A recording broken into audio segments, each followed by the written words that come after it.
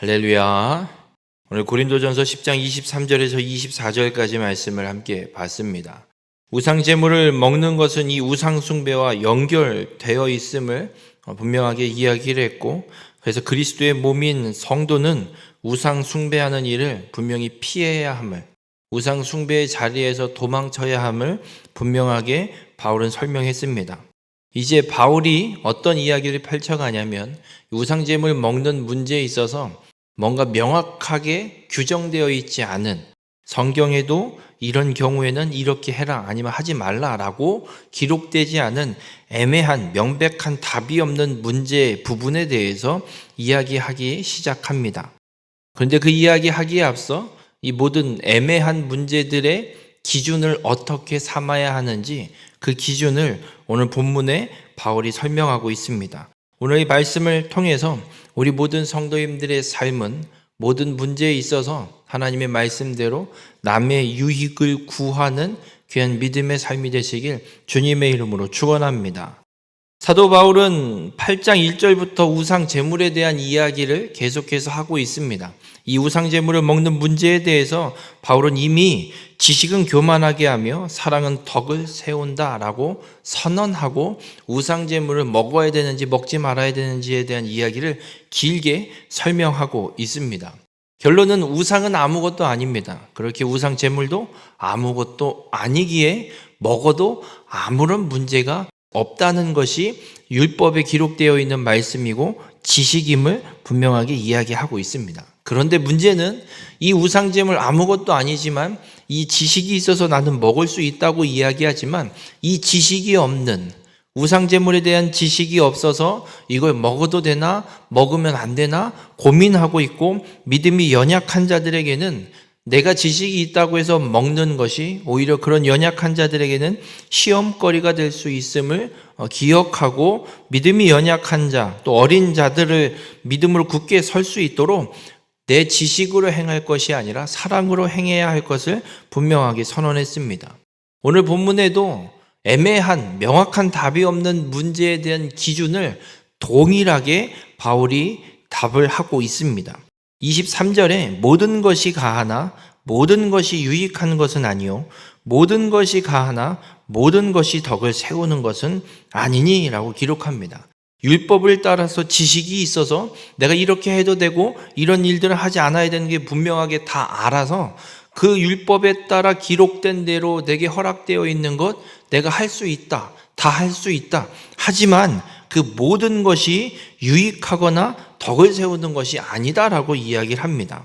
여러분, 이 유익한 것이라는 말은 뭐뭐와 함께라는 뜻의 단어와 운반하다 혹은 데리고 가다라는 뜻이 갖고 있는 두 단어가 결합돼서 형성된 단어입니다.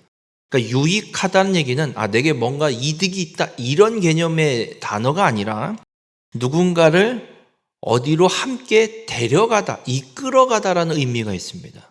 예수 그리스도를 믿어 구원받은 우리에게 유익이라는 것은 다른 누군가를 함께 구원에 이르도록 이끌어가는 것, 구원의 자리로 데려가는 것이 유익한 것이라는 단어가 갖고 있는 의미입니다. 그리고 또 덕을 세우는 것, 이건 8장 1절에도 동일하게 기록되어 있는 단어인데, 이 덕을 세우는 것은 혹은 집이라는 단어, 그리고 건축, 세우다라는 단어가 합성된 것으로 집을 세우는 것, 이게 덕을 세우는 것이라고 번역해 놓고 있는 겁니다. 성도인 우리가 집을 세운다는 건 무슨 집을 세웁니까? 교회, 하나님의 몸된 교회를 세우는 일. 교회는 건물이 아니라 예수 그리스도를 믿어 구원받은 사람이 교회입니다.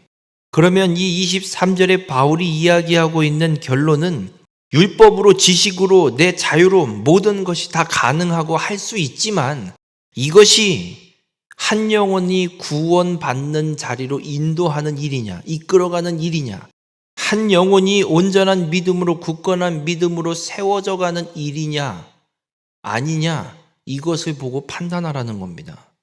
그러면서 24절에는 이런 이야기를 합니다. 누구든지 자기의 유익을 구하지 말고 남의 유익을 구하라. 내 유익이 아니라 한 사람, 다른 사람들이 온전히 세움받고 구원받는 자리에서 떨어지지 않도록 넘어지지 않도록 그 남의 유익을 구하는 것이 명확하지 않은 우상 제물을 먹는 문제에 대한 판단 기준으로 삼고 행하라고 분명하게 이야기하고 있습니다. 여러분, 우리가 예수 그리스도를 먼저 믿어 성숙한 신앙인이라면 마땅히 책임져야 할 것이 있습니다. 여러분, 어른이라고 하는 말에 분명한 뭐라고 이야기하진 않지만 어른으로서 마땅히 져야 될 책임이 분명히 있습니다.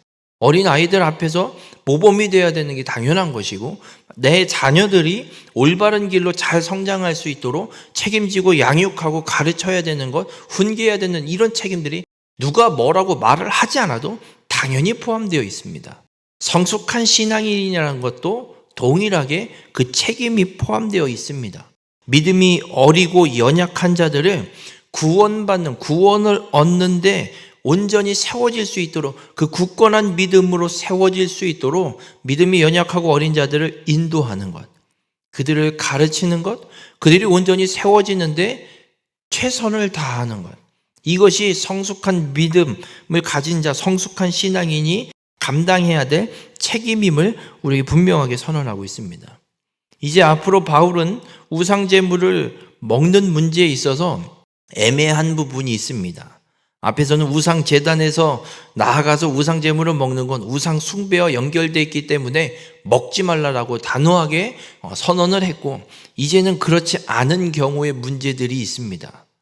우상 제단이 아닌 곳에서 우상 제물을 나도 모르게 먹게 되는 경우에 대한 부분들을 이야기하기 위해서 먼저 기준을 오늘 분명하게 선언합니다.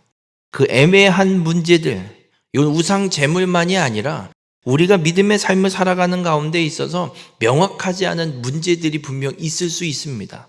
이 부분에 대해서 어떻게 판단 기준을 삼을 것이냐, 유익한 것이냐 아니냐, 남의 유익을 구하는 일이냐 아니냐, 덕을 세우는 일이냐 아니냐, 이걸 갖고 판단 기준을 삼으라는 겁니다. 우리 모든 성도님들, 우리가 믿음의 삶을 살아가는 가운데 오늘 이 말씀을 기억하시고 사랑으로 행하는 자가 되시길 바랍니다. 사랑으로 덕을 세우는 자, 죽어가는 한 영혼이 구원받는 자리에 이끌을 수 있는 행동으로 결정하고 행하는 자가 되시길 바랍니다. 반대로 한 사람이 믿음을 잃어 구원에서 떨어지는, 넘어지는 일이 생긴다면 그 일은 하면 안 되는 일인 겁니다. 오늘 바울이 분명하게 우리에게 선언하고 있는 것처럼 남의 유익을 구하는 자가 되시길 주님의 이름으로 간절히 부탁을 드립니다. 함께 구원에 이르기 위해 믿음의 길을 걸어가는 삶을 온전히 살아가는 우리 모든 성도님들이 되시길 바랍니다. 나만 잘 믿고 나만 구원받으면 됐지, 이것이 아니라 이 교회를 찾아오는 모든 사람들과 함께 굳건한 믿음 위에 온전히 세워지고 함께 구원받는 데 이르도록 그 믿음의 길을 함께 걸어갈 수 있는 귀한 축복의 공동체로 세워져가는 또 우리 모든 성도님들이 되시기를 주님의 이름으로 축원합니다.